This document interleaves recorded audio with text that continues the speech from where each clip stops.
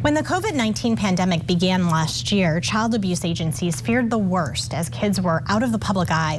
And now advocates are revealing the fallout of abused children behind closed doors. It's a boom in reporting and an increase in their severity. KQ2's Kylie Thomas with more. Two recent cases are putting child abuse in the spotlight. 38-year-old Donald Tipton was charged with murder and abuse in connection to the death of a 10-year-old Savannah boy last November. Court documents say the boy was struck and strangled. Dylan Livingston also charged with child abuse and the death of his 5-month-old son after the child suffered head trauma, bruises, and rib fractures.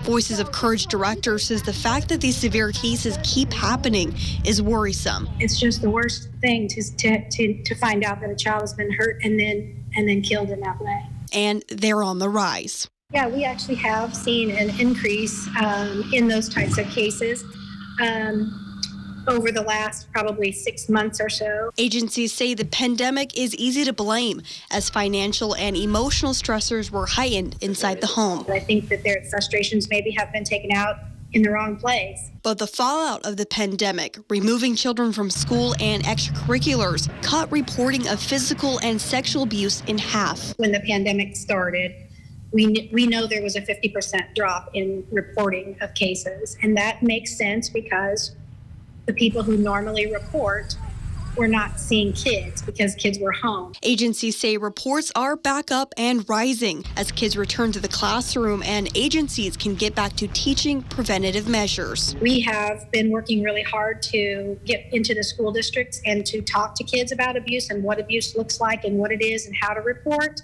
I know that we've trained over 4,000 kids just since the 1st of January. But Voices of Courage says more reporting needs to be done. Advocates say the decision whether to pick up the phone and call when you have a hunch something is wrong is a life-saving choice. Calling into the hotline to report is not turning someone in.